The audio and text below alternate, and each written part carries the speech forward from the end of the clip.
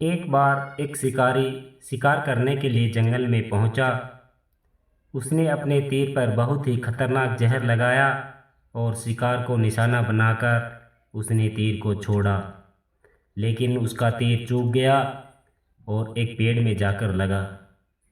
वह पेड़ बहुत ही हरा भरा था और उस पर बहुत सारे तोते रहते थे। जैसे ही वह जहरीला तीर उस पेड़ पर जाकर लगा, वह पेड़ धीरे धीरे सूखने लगा और उस पेड़ पर जो भी तोते रहते थे वह एक एक करके उस पेड़ को छोड़कर जाने लगे। उस बड़े से पेड़ के कोठरे में एक बहुत ही बूढ़ा तोता रहता था, जो बहुत ही धर्मात्मा और अच्छे मन का था।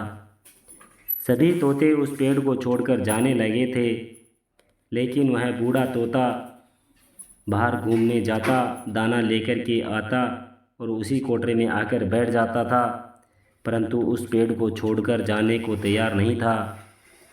बूढ़े तोते के साथियों ने कई बार आकर के उसे समझाया कि यह पेड़ सूख रहा है और किसी भी दिन गिर जाएगा, चलो किसी और पेड़ पर चलकर रह जाएं, परंतु वह बूढ़ा तोता वहाँ से जाने के लिए तैयार नहीं था।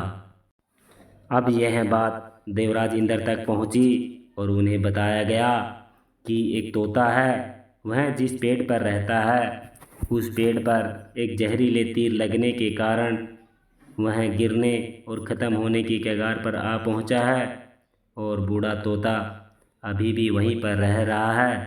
वह दाना लेकर आता है और वहीं पर रहता है और उस जंगल में बहुत सारे पेड़ हैं, लेकिन वह उसी पेड़ पर रह रहा है। देवराज इंद्र प्रकट हुए और उस बूढ़े तोते से कहने लगे कि आप बहुत धर्मात्मा हैं, बहुत अच्छे मन के हैं, लेकिन आप इस पेड़ को छोड़कर किसी और पेड़ पर चले जाइए, क्योंकि यह पेड़ कुछ ही दिनों में गिर जाएगा। तालाब के पास बहुत बड़े बड़े हरे हरे और बड़े कोटरे वाले पेड़ हैं और उन पे फल भी लगे हुए हैं और आप वहीं पर जाकर रह जाइए। तोता बोला, मुझे माफ़ कीजिए, इस पेड़ ने मुझे जीवन दिया है, शिकारियों से मेरी रक्षा की है, हर मौसम में मेरा साथ दिया है, यह कोटरा मेरा घर है, यहाँ मैं पला बड़ा हूँ, इस पेड़ को मैं छोड़कर कैसे जा सकता हूँ। इस पर संकट आया है तो क्या मैं इसे छोड़कर चला जाऊँ? मैं ऐसा कभी नहीं कर सकता।